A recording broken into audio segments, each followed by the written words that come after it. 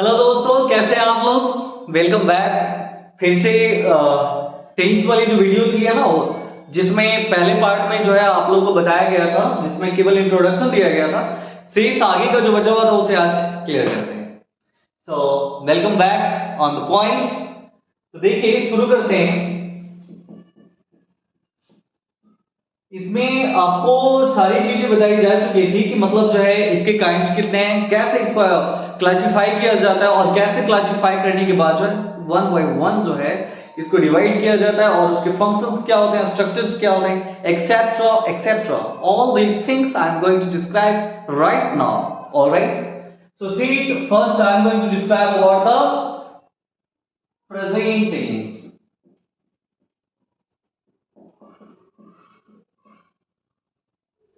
Second one after this, it means इसके बाद जो है पास्ट के बारे में डिस्क्राइब करेंगे and then about the future. है सो फर्स्ट किसके बारे में डिस्क्राइब करना है, about the present tense, and here I am going to describe it right now.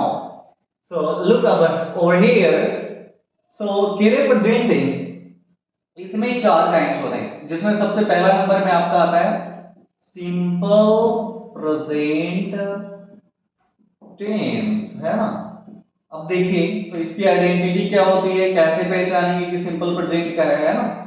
सो ध्यान देंगे, इसमें लगा हुआ होता है लास्ट में क्या है इसका, ये है, ता है, ती है, etcetera etcetera. These are the identity of simple present tense. You can speak English and if you don't want to speak English then I can also speak Hindi. Alright, so यानी कि हिंदी और इंग्लिश दोनों माध्यमों में मैं बताऊंगा। तो यहां ध्यान देंगे, किसी भी स्टेटमेंट के लास्ट में अगर ये लगा हुआ मिल जाए, सिंपली जैसे लिखा हुआ रहेगा ना, वह पढ़ता है। क्या लिखा हुआ है, वह पढ़ता है ना, या इसके बाद लिखा हुआ रहेगा वह अंग्रेजी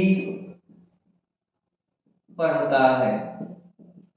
देखिए दोनों के लास्ट में क्या लगा हुआ है, इसमें भी लास्ट में ता है लगा हुआ है, इसमें भी लास्ट में ता है लगा हुआ है।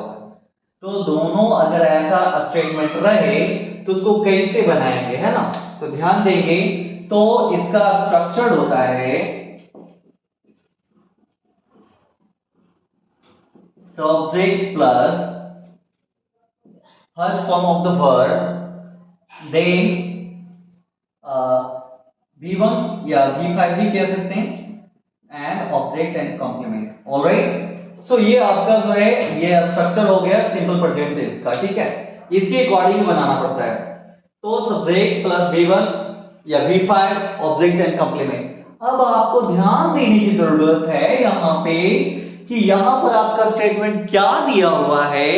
तो स्टेटमेंट में लिखा हुआ है कि वह पढ़ता है ना।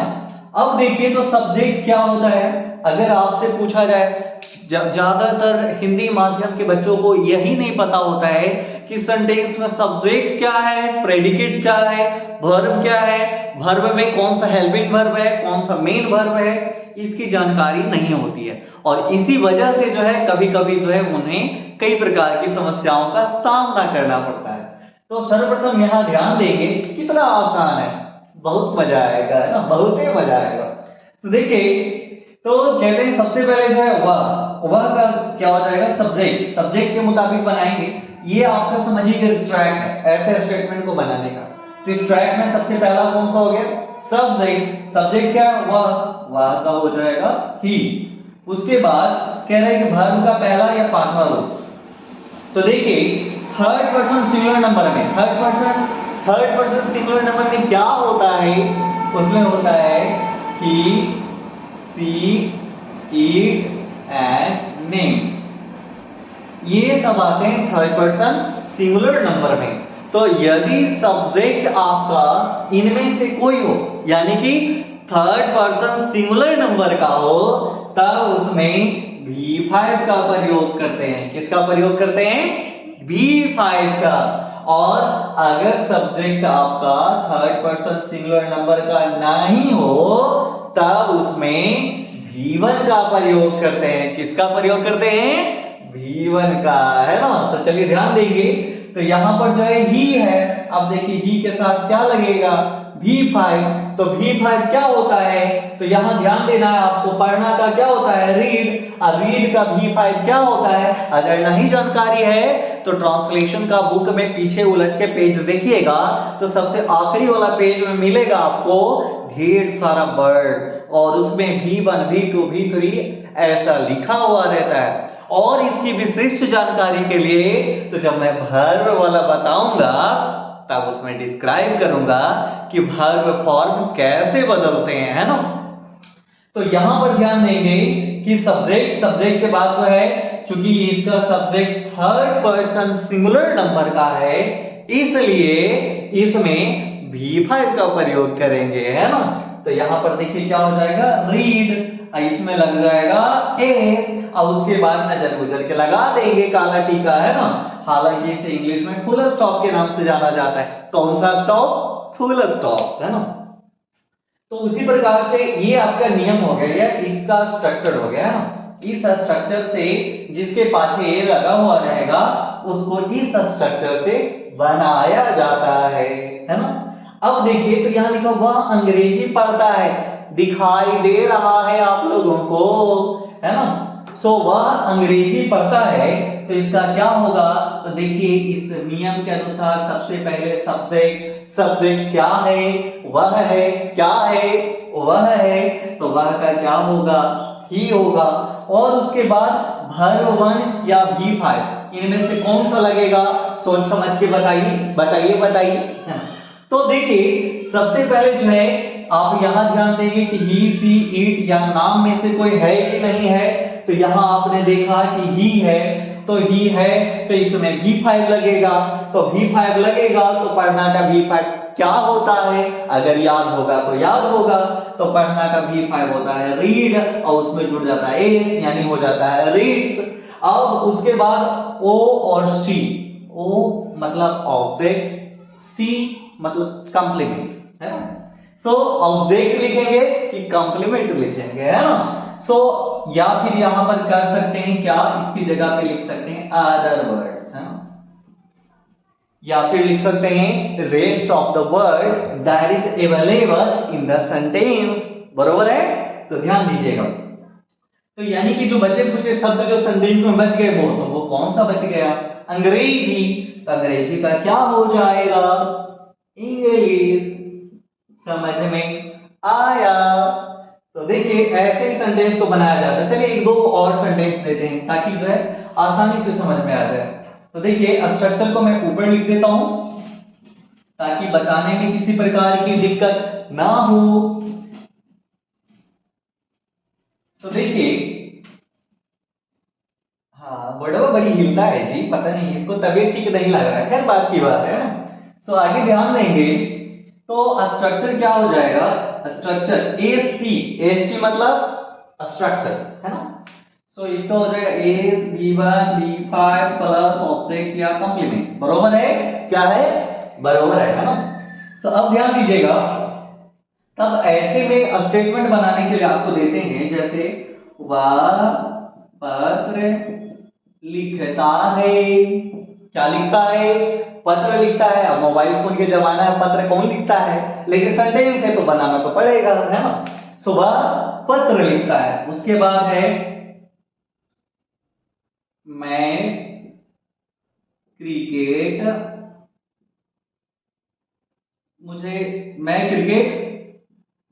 खेलता हूं। तो ऐसे सेंटेंस कई प्रकार से, है ना। तो कैसे इसे बनाएंगे, देखिए इसमें भी लास्ट में क्या है, ता है। इसमें भी लास्ट में क्या है, ता हूं। तो दोनों में जो है लास्ट में ता है, ती है, ते है वाला लगा हुआ है। तो इसको कैसे बनाएंगे, तो देखिए सबसे पहले क्या होगा, सब्जेक्ट जो देखेंगे वह का अंग्रेजी क्या होता है, ही होता है, क्या होता है, ही होता है।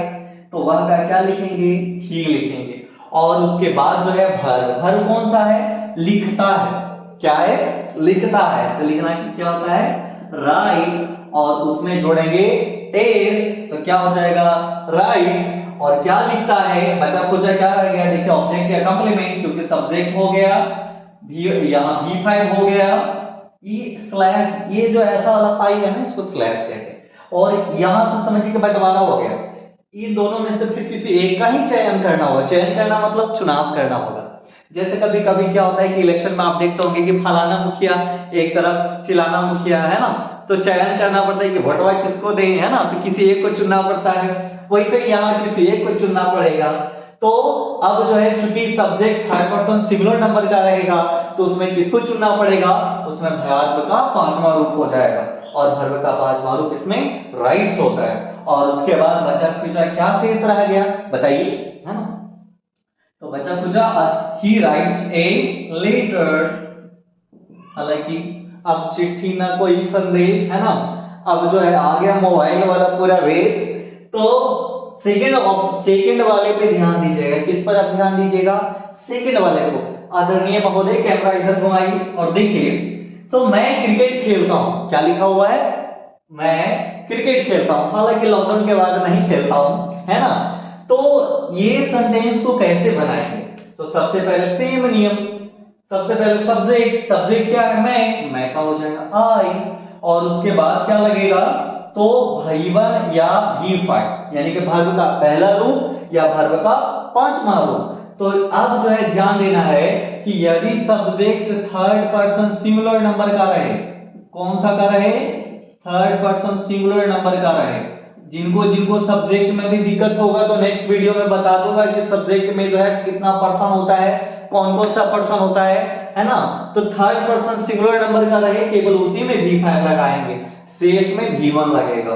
तो आई जो है इसमें तो है ही नहीं, क्योंकि आई फर्स्ट पर्सन सिंगुलर नंबर का है। कौन सा नंबर का है, सिंगुलर नंबर का, फर्स्ट पर्सन सिंगुलर नंबर। तो इसके साथ क्या लगेगा, खेलना का प्ले हो जाएगा, और इसमें एस या एस नहीं लगेगा। क्या खेलते हैं, क्रिकेट, क्रिकेट हो जाएगा। इस प्रकार से बनाया जाता है, कोई दिक्कत नहीं, है ना। होगा तो व्हाट्सएप में ईमेल कुछ भी करके पूछ सकते हैं, मैं बताने के लिए तैयार हूं 24/7। इसको आप लोग स्क्रीनशॉट ले सकते हैं, हालांकि थोड़ा सा इधर मिट गया है, खैर बात की बात। तो ये हो गया आपका सिंपल प्रेजेंट टेंस का असर्टिव सेंटेंस, और या फिर इसको अफर्मेटिव सेंटेंस भी कह सकते हैं। उसके बाद देखिए, अब इसमें कई पैटर्न होते हैं। ये तो सिंपल असर्टिव सेंटेंस हो गया। अब इसमें इंट्रोगेटिव करके अगर बनाएंगे, देखिए इसको मैं मिटा देता हूं, सिंपल प्रेजेंट टेंस का ही रहेगा, लेकिन वो रहेगा इंट्रोगेटिव सेंटेंस। देखिए पहचानने का तरीका यही रहेगा। देखिए क्या होता है, पहचानना बहुत जरूरी है सेंटेंस को।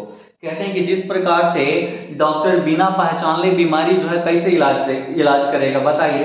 अब बीमारी का पता ही नहीं है, सुइया लेके खड़ा रहेगा ना कि आओ, है ना, दे देते, तो ऐसी कैसे, पहले बीमारी बताएंगे, उसके बाद है ना उसके अनुसार देंगे। तो उसी प्रकार से सेंटेंस जो है जब तक नहीं पहचानेंगे तब तक उसको कैसे बनाएंगे, कैसे पता चलेगा कि उसमें कौन सा नियम लगेगा, है ना। तो उसको जानना सबसे पहले जरूरी है। तो सिंपल प्रेजेंट टेंस में इस बार है निगेटिव सेंटेंस। कौन सा, निगेटिव सेंटेंस। निगेटिव का मतलब होता है नकारात्मक। बच्चों को जैसे पूछते हैं ना कि बच्चा खाना खाया, लंच बॉक्स आज खाया, तो नहीं, है ना, तो नहीं का मतलब निगेटिव। सो निगेटिव सेंटेंस को हिंदी में कहते हैं, निगेटिव का मतलब हो गया नकारात्मक, और सेंटेंस का मतलब क्या होता है, वाक्य। यानी कि जिस सेंटेंस में नहीं लिखा हुआ रहे उसको कहेंगे नकारात्मक वाक्य। कौन सा वाक्य कहेंगे, नकारात्मक वाक्य, है ना। तो ध्यान दीजिएगा, इसका स्ट्रक्चर क्या होता है, क्या होता है, तो इसका स्ट्रक्चर होता है, स्ट्रक्चर को शॉर्टकट में एसटी लिख सकते हैं, और स्ट्रक्चर इसका होता है सबसे प्लस डोंट या डजंट प्लस वर्ब का पहला रूप। इसको इंग्लिश मीडियम से हैं तो कहेंगे first form of the word, क्या कहेंगे, first form of the word, first form, okay, because ये पहला फॉर्म है ना। या हिंदी मीडियम से हैं तो बोलेंगे कि वर्ब का प्रथम रूप या क्रिया का प्रथम रूप, है ना। तो subject plus don't plus doesn't plus verb का पहला फॉर्म, और उसके बाद ऑब्जेक्ट या कॉम्प्लीमेंट, ऑलराइट। तो अगर रहेगा वह, एग्जांपल मैं बता रहा हूं इसके अकॉर्डिंग, वह किताब नहीं पढ़ता है, तो इसका क्या हो जाएगा? तो सबसे पहले देखिए सब्जेक्ट, सब्जेक्ट देखेंगे तो पता चला कि इनमें से है ना, वह का होता है ही, तो ही है तो यानी कि इसमें V5 लगेगा। सेम नियम रहेगा जो पिछले वाले में बताया तुम, सेम नियम रहेगा ना। तो इसमें जो है क्या हो जाएगा, सबसे पहले वह का क्या लिखेंगे, ही। अब ये था कि उसमें केवल डज लगाते थे, इसमें यहां नहीं लगा हुआ है इसलिए इसमें डजंट लगेगा, थोड़ा सा जुड़ जाएगा उसमें, तो डजंट। और डजंट लग गया, उसके बाद क्या होगा, वर्ब का पहला रूप। वर्ब कौन सा है, पढ़ना। पढ़ना का तो पता ही होगा क्या होता है, तो ही डजंट रीड।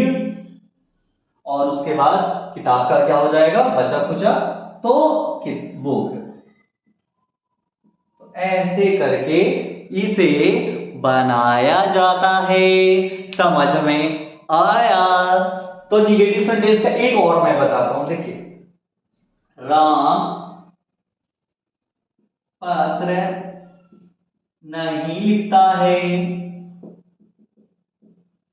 तो इसका क्या हो जाएगा, सबसे पहले चूंकि ये नाम है तो नाम में तो V5 ही लगेगा, तो राम का तो राम हो जाएगा, राम। और उसके बाद डज नॉट का प्रयोग करेंगे। ये शॉर्टकट है, क्या होता है कि जमाना शॉर्ट हो रहा है तो उसके अनुसार इसे भी शॉर्टकट करना अनिवार्य हो जाता है। तो राम के साथ क्या लगाएंगे, डजंट। और इसके बाद क्या हो जाएगा, वर्ब का पहला रूप। वर्ब आपका कौन सा, लिखना, तो लिखना तो हो जाएगा right. So Ram doesn't write a letter. बरोबर है? तो इस प्रकार से इसका निगेटिव सेंटेंस बनाएंगे। कौन सा सेंटेंस बनाएंगे, निगेटिव सेंटेंस। निगेटिव के बाद अब आता है तीसरा नंबर, इसका स्क्रीनशॉट आप ले सकते हैं, है ना। अब जो है इसके बाद आपका आता है इसका तीसरा नंबर, यानी कि तीसरे नंबर का फॉर्म, ये तो दूसरा हुआ है ना। चलिए उसके ऊपर भी ध्यान देंगे। बहुत आसान है, जैसे क्या है ना कि बच्चे जो है बिना मतलब के परेशान रहते हैं कि ये हार्ड चीज है, किंतु इतना भी ये कठिन नहीं होता है।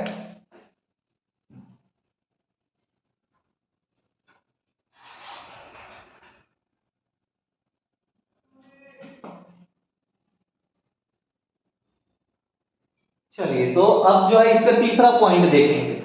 तो तीसरा पॉइंट इसका हो जाता है, तीसरा नंबर में आपका है इंट्रोगेटिव सेंटेंस।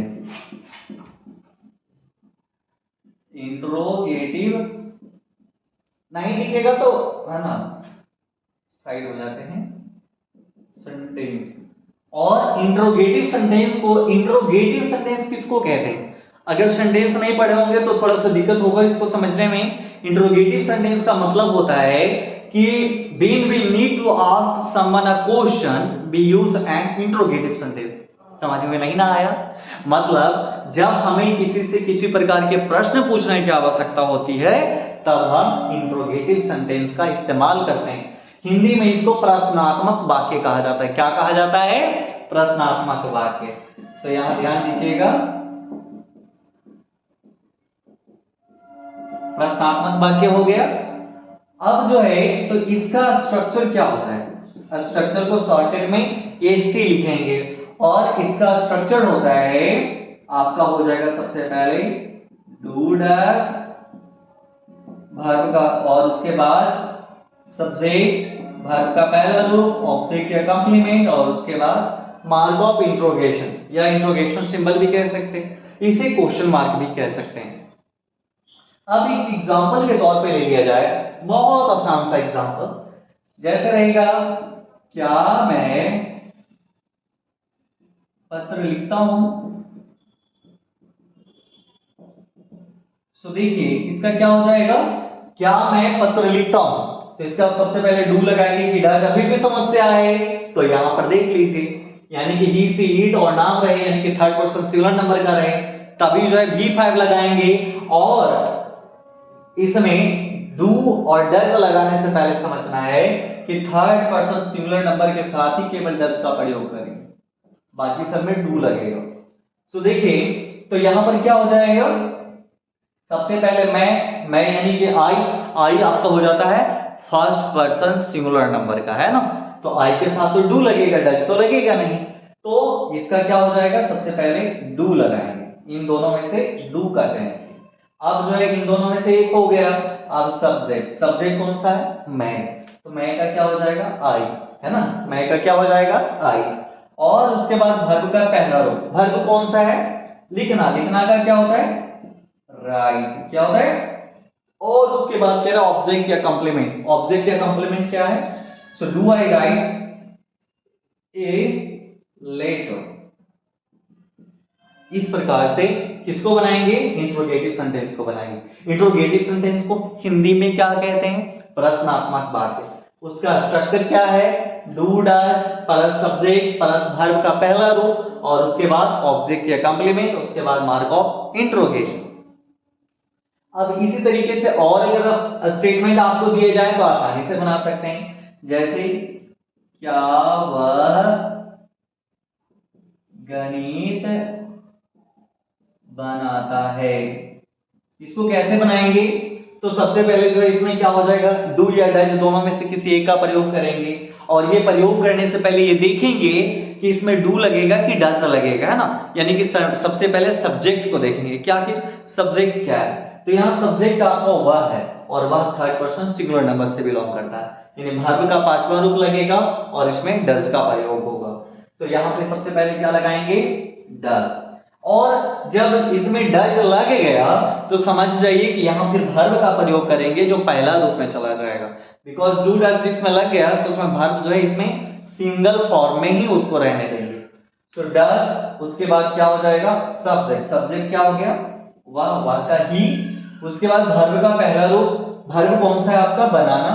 तो बनाना कि जब गणित बनाते हैं तो उसको गणित को बनाया नहीं जाता, उसको सोल्व किया जाता है, तो इसलिए उसका क्या हो जाएगा? सोल्व। इंग्लिश में क्या होता है कि अलग अलग चीजों की जो है वर्ड मीनिंग अलग होती है।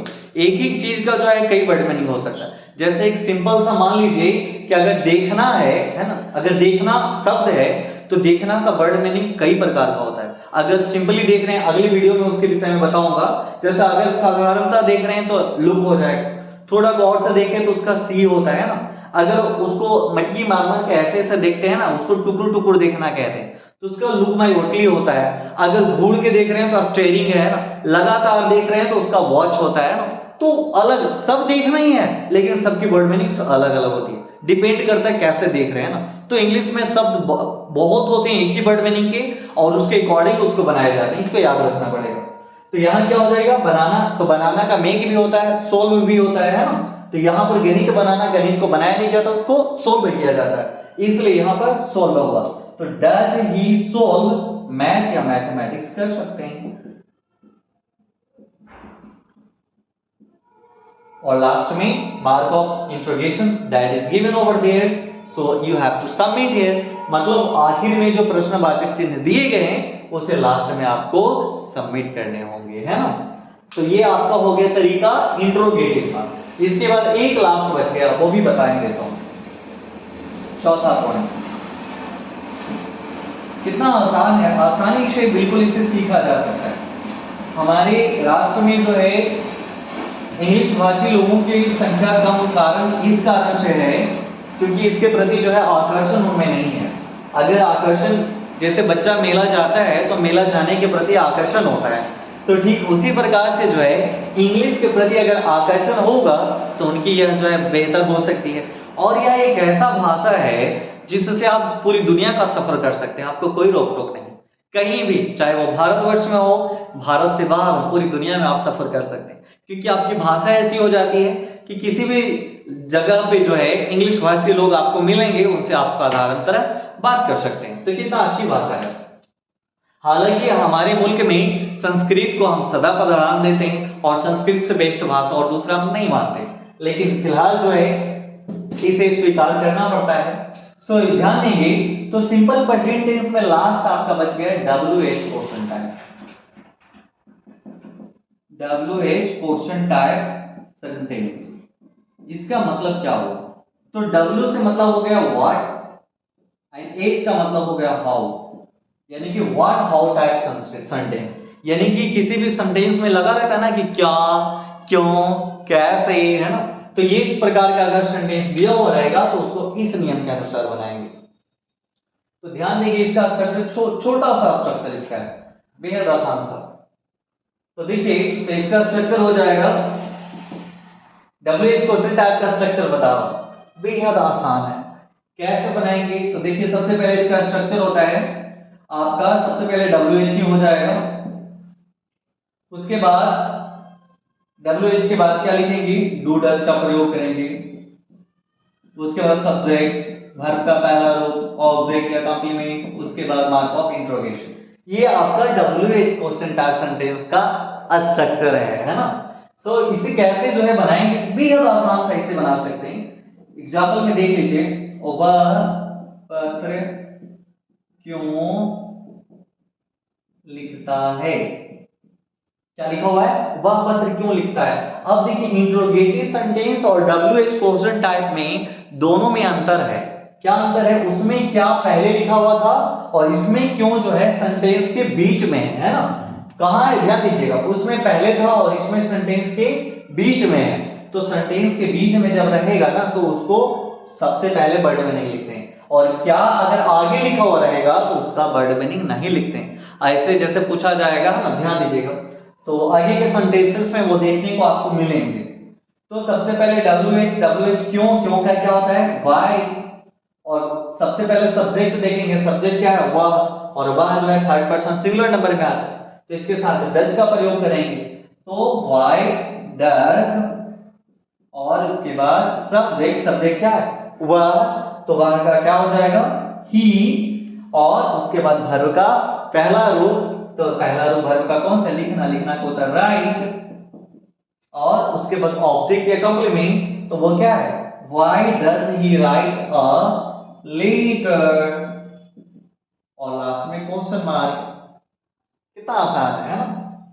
उसके बाद लिखिएगा वह, जैसे मैं गणित क्यों बनाता हूं, या क्यों की जगह कब कर लेते हैं ना, मैं गणित कब बनाता हूं। देखिए तो सेंटेंस एक ही प्रकार से है, लेकिन इसको बनाएंगे कैसे? तो इसमें भी कब लगा हुआ है। क्या लगा हुआ है? कब लगा हुआ है। तो कब का क्या हो जाएगा? व्हेन। और व्हेन के बाद जो है सबसे पहले क्या लिखेंगे? देखिए WH के बाद किसका नंबर आता है? डू डज का। तो मैं फर्स्ट पर्सन सिंगुलर नंबर का सब्जेक्ट है, तो उसके साथ क्या लगाएंगे? डू लगाएंगे। सो व्हेन डू, उसके बाद सब्जेक्ट यानी व्हेन डू आई, अब वर्ब का पहला रूप बनाना का क्या हो जाएगा? सॉल्व, और उसके बाद नेवर के बाद ऑब्जेक्ट या कॉम्प्लीमेंट, वो कौन सा है? मैथमेटिक्स।